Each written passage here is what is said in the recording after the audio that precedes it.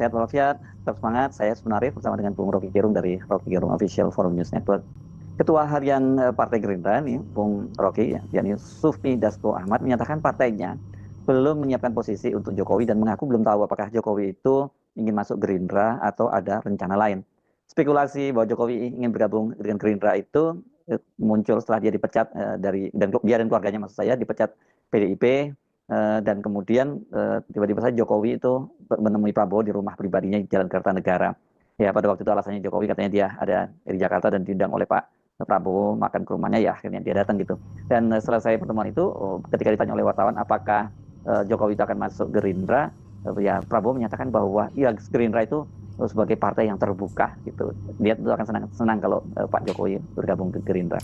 Siasat Pak Jokowi untuk memperoleh dukungan politik sepertinya sudah selesai itu, karena Pilkada DKI terutama jadi penentu, bahkan penentu final tentang berakhirnya genggaman Jokowi terhadap politik. Bahwa dia bisa menang di Sumatera Utara maupun di Jawa Tengah itu hal yang mudah untuk diterangkan, karena aktivitas politik di dua tempat itu betul-betul dikendalikan dengan kekuasaan jaringan, kekuasaan sprindik bahkan, dan kekuasaan uang. Tetapi Jakarta menjadi satu pertaruhan yang akhirnya merumuskan atau menyimpulkan bahwa Jokowi sudah selesai. Dan itu sebetulnya tanda yang paling jelas dari keinginan publik untuk mengakhiri pengaruh Jokowisme di dalam politik. Assalamualaikum warahmatullahi wabarakatuh. Kembali lagi di channel Kedua Reaction. Terima kasih sudah mengklik dan menonton video ini. Kalian pasti pernah mendengar istilah dalam politik kutu loncat politik, dan jika kita menyebut kutu loncat politik, mungkin kalian akan mengingat beberapa nama politikus yang ada di Indonesia yang sering berpindah-pindah partai mengikuti partai yang berkuasa. Nah, pada kesempatan ini banyak netizen, banyak masyarakat yang kemudian mengait-ngaitkan istilah ini dengan keluarga Jokowi yang belakangan dibicarakan berpindah partai setelah Jokowi dipecat dari PDIP Perjuangan. Akhirnya Jokowi sedang dibicarakan mencari beberapa partai yang bisa ditunggangi. Sebelumnya kita pernah mendengar bahwa Jokowi mengincar PSI, namun kemudian secara kapasitas PSI dinilai kurang besar, makanya ketika Golkar juga menggulingkan ketua umumnya pada saat itu Airlangga Hartarto, diisukan juga bahwa kemungkinan besar bahwa Jokowi akan masuk di sana. Namun pada kenyataannya Bahlil yang ada di sana sebagai orangnya Jokowi, dan yang paling hangat dibicarakan adalah bagaimana Jokowi diisukan dan dibicarakan akan bergabung dengan Partai Gerindra. Nah, bagaimanakah pembahasan ini, kelanjutan ini, dan prediksi kedepannya? Berikut pernyataan dan pandangan dari Bung Rocky Gerung. Merumuskan atau menyimpulkan bahwa Jokowi sudah selesai, dan itu sebetulnya tanda yang paling jelas dari keinginan publik untuk mengakhiri pengaruh Jokowisme di dalam politik Indonesia itu. Kita mulai memasuki satu era untuk mulai membayangkan bahwa politik akhirnya harus didasarkan pada etika publik. Dan Presiden Jokowi ada contoh paling buruk, atau satu-satunya contoh buruk pasti, tentang bagaimana etika politik itu diabaikan. Berbohong, berkhianat pada partainya sendiri, kan itu satu sinyal atau bahkan satu penanda sejarah bahwa beliau betul-betul tidak paham tentang apa itu etika publik itu. Jadi kemungkinan Jokowi akan dapat dukungan partai, yaitu juga sekedar percakapan di dalam dirinya sendiri kan. Gerindra pasti tidak akan memberi kesempatan pada Jokowi untuk masuk ke dalam partai itu tuh, karena dianggap bahkan adanya Gibran di situ kendati bukan anggota partai tapi bagian dari keluarga kekuasaan presiden, itu jadi batu sandungan, jadi beban psikopolitik dari Gerindra, karena terus Gerindra akan dipersoalkan terutama oleh netizen tentang kehadiran Gibran di situ tuh. Jadi kita mulai melihat bagaimana satu kekuasaan yang dibangun dengan arogansi, ditegakkan dengan memanipulasi alat-alat kekuasaan negara, itu akhirnya terpapar atau menggeletak begitu saja. Keterangan Pak Dasko bahwa Gerindra belum memikirkan posisi Jokowi itu penanda halus bahwa Gerindra sebetulnya menolak. Dan harusnya Jokowi mengerti bahwa kalau dia ditolak oleh PDIP, bagaimana mungkin diterima oleh Gerindra kan? Masa barang bekas PDIP diterima oleh Gerindra? Kira-kira begitu kasarnya kalau kita mau pakai satu.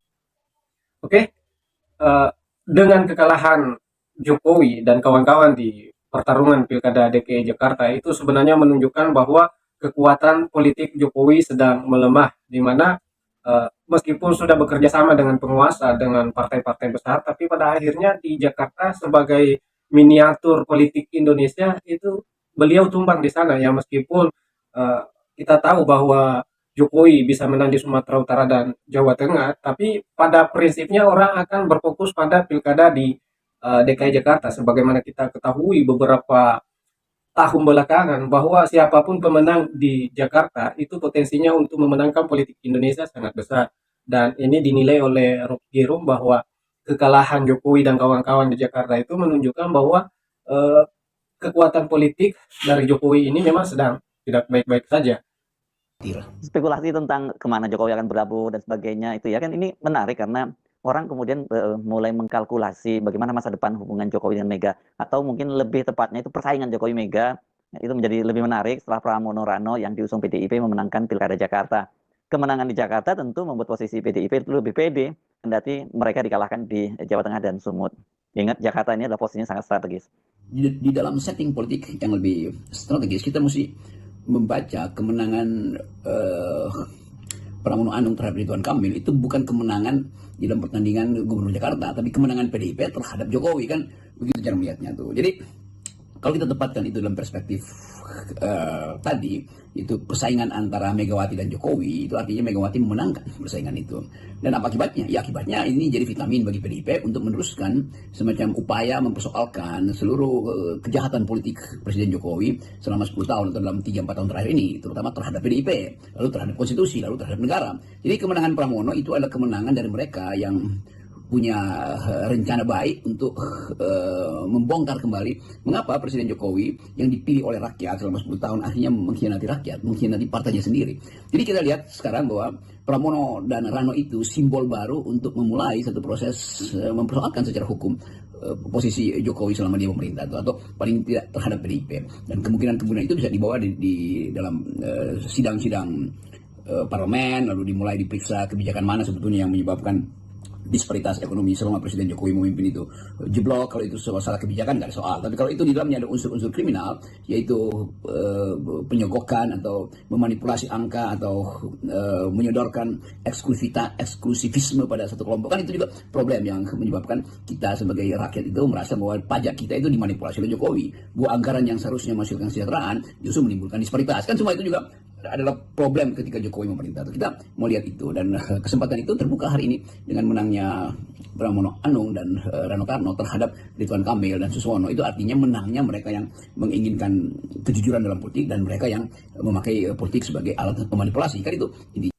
Nah, apakah kalian sepakat dengan argumentasi dari Rocky Gerung bahwa selama 10 tahun pemerintahan Jokowi ini ternyata Jokowi banyak melakukan manipulasi baik dari sisi politik, sisi hukum maupun dari sisi pajak yang dihasilkan dari rakyat untuk kepentingan-kepentingan tertentu? Ya, bahwa nanti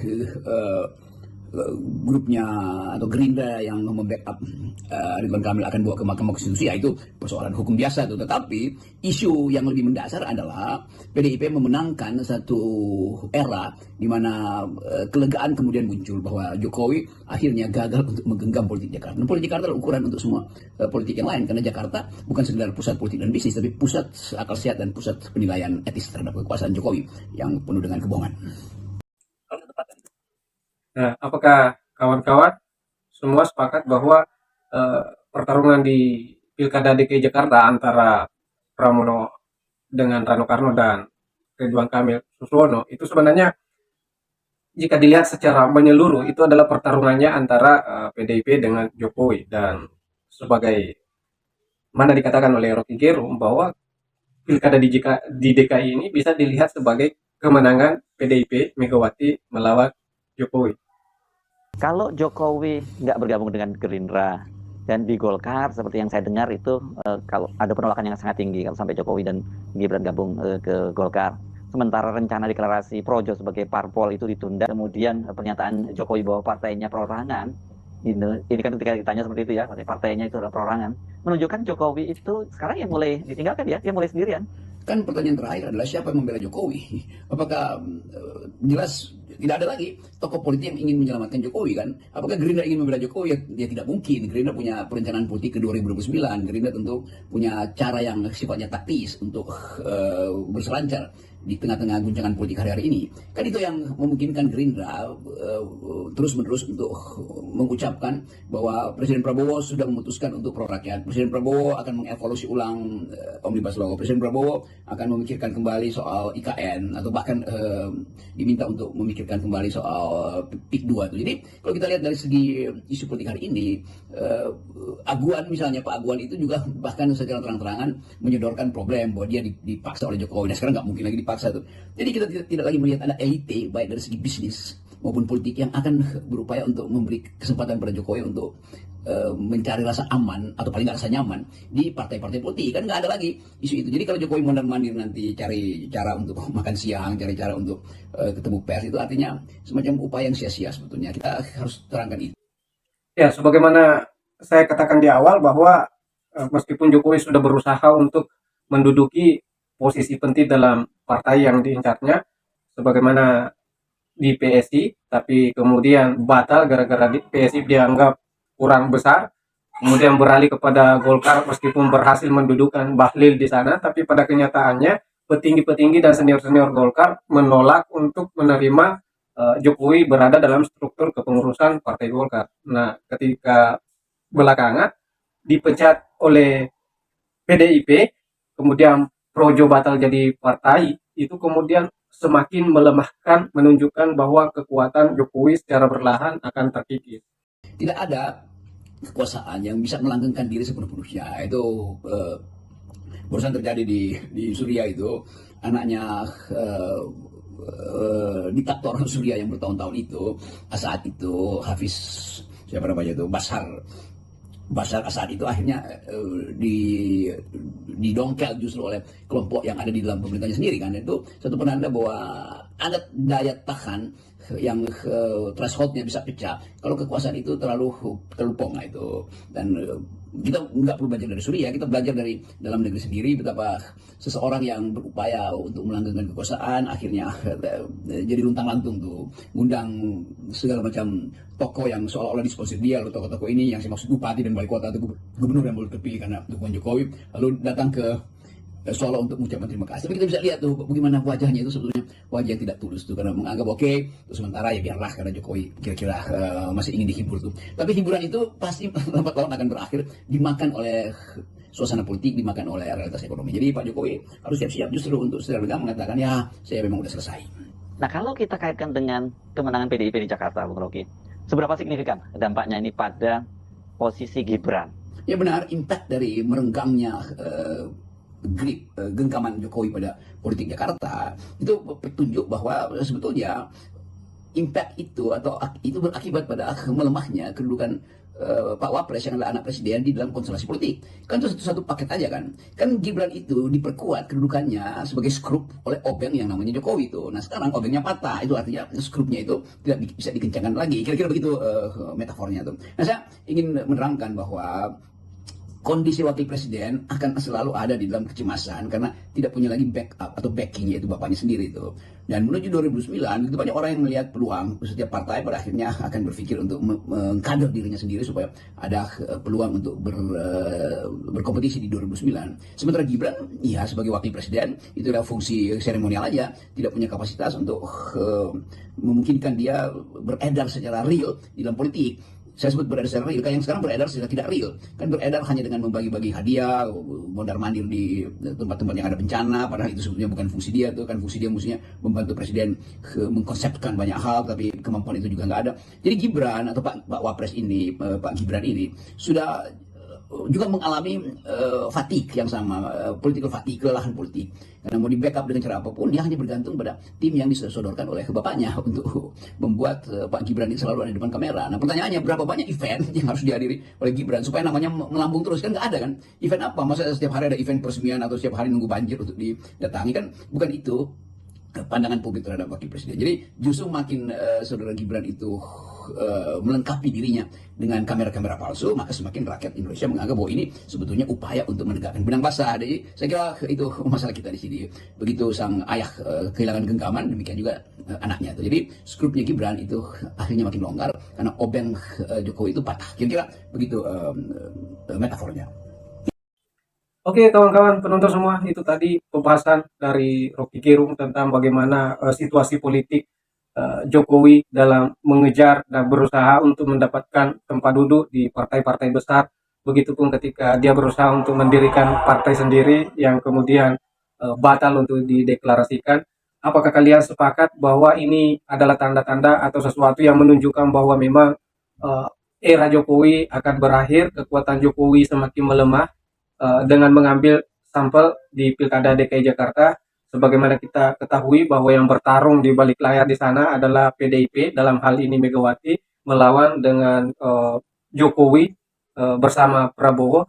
Dan pada kenyataannya kita harus akui bahwa PDIP lah yang memenangkan pertarungan di sana, di mana Pramono dan Rano Karno berhasil melampaui perolehan suara dari Ridwan Kamil dan Suswono. Oke, jika kalian sepakat dengan apa yang disampaikan oleh Rocky Gerung, jika kalian tidak sepakat juga, silahkan kalian tuliskan pendapat dan komentar kalian di kolom komentar. Dan jangan lupa di like, di komen, dan di subscribe channel ini, biar kedepannya kita lebih banyak membahas hal-hal yang sama dengan topik kali ini. Terima kasih. Wassalamualaikum warahmatullahi wabarakatuh.